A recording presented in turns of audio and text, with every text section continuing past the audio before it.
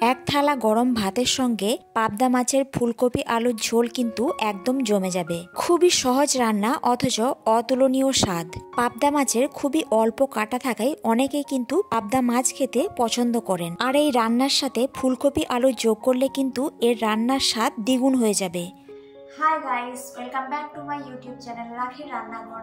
আমি রাখি তো আবার নিয়ে চলে এলাম আপনাদের জন্য নতুন একটা ভিডিও। নানা ধরনের রেসিপি দেখার জন্য চ্যানেলটা অবশ্যই সাবস্ক্রাইব করে নেবেন। আর ভিডিওটা ভালো লেগে থাকলে লাইক কমেন্ট শেয়ার করবেন। তাহলে আজকের রেসিপি শুরু করা যাক।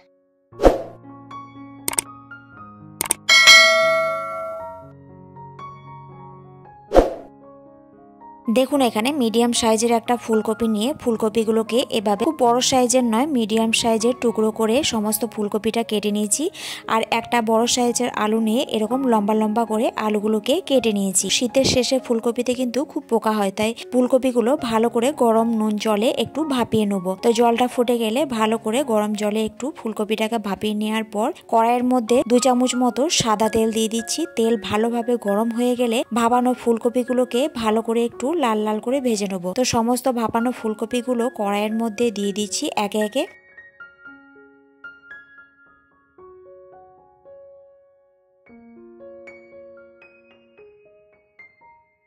তো দেখুন এখানে সমস্ত ফুলকপিগুলো দিয়ে দিয়েছি। এবার ফুলকপিগুলো খুব ভালো করে একটু লাল লাল করে ভেজে নেব। তো মোটামুটি 5 মিনিট ধরে ভালো করে আমি ফুলকপিগুলোকে এই দেখুন লাল লাল করে একটু ভেজে নিয়েছি। এবার ফুলকপিগুলোকে তুলে এক সাইডে রেখে দিচ্ছি। আর এই যে পাবদা মাছ নিয়েছি 4 পিস মতো। পাবদা মাছগুলোকে ভালোভাবে ধুয়ে নিয়েছি। এবার এর মধ্যে দিয়ে দিচ্ছি স্বাদ অনুযায়ী নুন, 1 চামচ মতো হলুদ গুঁড়ো আর 1 চামচ কাঁচা সর্ষে তেল দিয়ে ভালোভাবে মাছের গায়ে সমস্ত মশলা ভালো করে মাখিয়ে নিচ্ছি।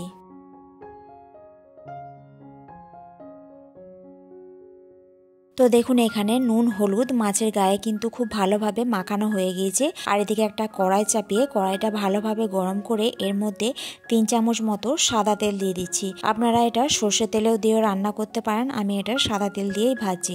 তো তেলটা খুব ভালোভাবে গরম হয়ে যাওয়ার পর সমস্ত মাছগুলো কিন্তু আমি একসাথে দিয়েই ভেজে নিচ্ছি। তো মাছের এক পিঠ ভালোভাবে ভাজা হয়ে গেলে মাছগুলো আমি উল্টে দিচ্ছি। পাবদা মাছ যেহেতু খুবই নরম হয় তো খুব সাবধানে উল্টে পাল্টে মাছগুলো কিন্তু ভেজে নিই।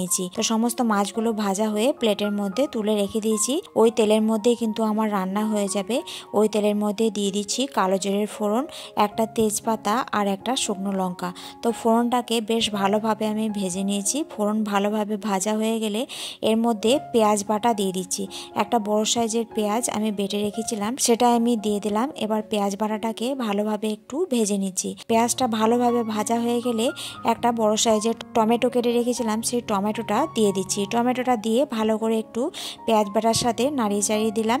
এর সাথে দিয়ে দিলাম 1 চামচ মতো নুন, যাতে টমেটো ভালোভাবে নরম হয়ে যায়। এর সাথে কিন্তু সমস্ত মশলাপাতিও দিয়ে দিচ্ছি। আমি দিয়ে দিচ্ছি ছোট চামচে 2 চামচ হলুদ গুঁড়ো, 1 চামচ জিরে গুঁড়ো, 1 চামচ ধনে গুঁড়ো আর 1/2 চামচ মতো লঙ্কার গুঁড়ো। তো সমস্ত কিছু মশলাপাতি ভালোভাবে মিশিয়ে নিয়েছি। তো মশলাটা ভালোভাবে কষানোর জন্য সামান্য একটু জল দিয়ে দিলাম, যাতে ভালোভাবে মশলাটা আমি কষাতে পারি। তো দেখুন ভালোভাবে মশলাটা আমি কষাচ্ছি। মিডিয়াম ফ্লেমে মশলাটাকে কিন্তু ভালোভাবে আমি কষিয়ে নিয়েছি। মশলাটা কষানোর সাথে সাথে এখানে আমি আদা রসুন বাটা দিয়ে দিলাম 1 চামচ মতো আর ধনে পাতা দিয়ে দিলাম কিছুটা। তো সমস্ত কিছু ভালোভাবে আবারও আমি কষিয়ে নেবো যতক্ষণ না আদা রসুনের কাঁচা গন্ধটা চলে যায়। তো সমস্ত কিছু বেশ ভালোভাবে কষানো হয়ে গিয়েছে।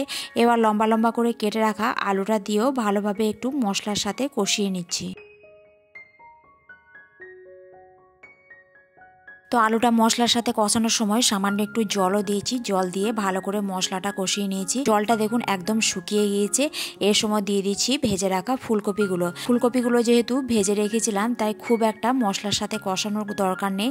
মোটামুটি 5 মিনিট মতো কষালেই হবে। তো 5 মিনিট মতো ভালো করে মশলার সাথে কষিয়ে নেওয়ার পর এখানে জল দিয়ে দিচ্ছি পরিমাণ মতো। এখানে কিন্তু নর্মাল জলই দিচ্ছি। জলটা দিয়ে সমস্ত কিছু মশলা ভালোভাবে আবার একবার ভালো করে মিশিয়ে নিলাম। এবার এটাকে ঢাকনা চাপা দিয়ে ঝোলটা ভালো করে ফুটতে দেবো। তো 5 মিনিট মতো ঢাকা রাখার পর দেখুন ঝোলটা কিন্তু একদম ফুটে গিয়েছে।